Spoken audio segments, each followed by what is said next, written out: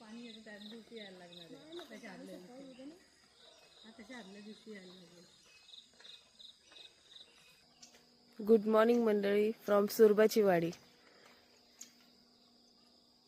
तर सकाळ सकाळ 7 वाजलेत, म्हणजे पहाट होऊनच गेलेली आहे, तरी सुद्धा इतकं छान धुकं पडलंय.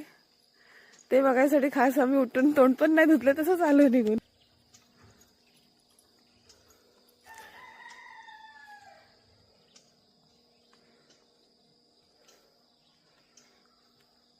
Hello, good morning. Good morning. थंडी पण वाजते, थंडी पण आहे आणि म्हटलं चला जरा बघून येऊया, कारण की हे नजारे परत आपल्याला काय लवकर बघायला भेटणार नाहीत. कारण की आज आपण रिटर्न जाणार आहोत. कारण की हे नॅचरल आहे. आपल्याकडे जे धुकं पडतं ना, ते सगळं केमिकलवाला धुकं आहे. कारण की गावाला जे नॅचरल धुकं असतं त्याची मजा काय वेगळीच आहे. म्हणून सगळे घरात झोपलेत आणि ते धुकं पडतं ना तेव्हा ते लोक चान्स घेतात कंपनीवाले. त्याच्यामुळे आपल्याला धुक्यांचा आनंद घेता येत नाही. हे नॅचरल धुकं आहे एकदम, आणि थोडंसं गार पण वाटतंय. झाडं बघा तुम्ही, काय निसर्ग आहे. म्हणजे कोकणात येण्याचं सुख हेच आहे की तुम्हाला मनसोक्त निसर्गाचा आनंद घेता येतो. एक नंबर. आम्ही झोपेतून उठून आलो अक्षरशः ह्या गोष्टीसाठी.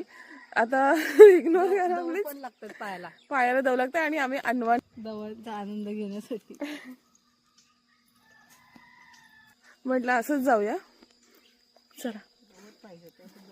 गवत नाही इथे. हा आला आमच्या मागे.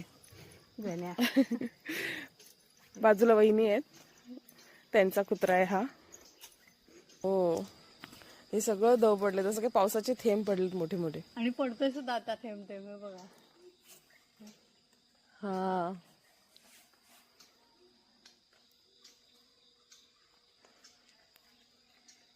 आवाज येतोय का? हा, टप टप टप टप आवाज येतोय, जसं काय पावसाचंच पाणी पडतंय.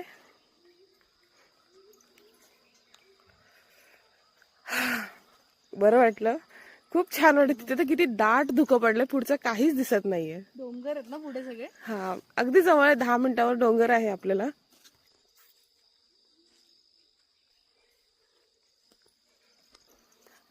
तर मंडळी, इथे आहे हा ओढा. गावच्या नदीचं वरतून डोंगराचं जे पाणी येतं ते ह्या ओढ्यातून जातं. इथे दिसत आहे, झाडांमुळे हा ओढा दिसत नाहीये इथे.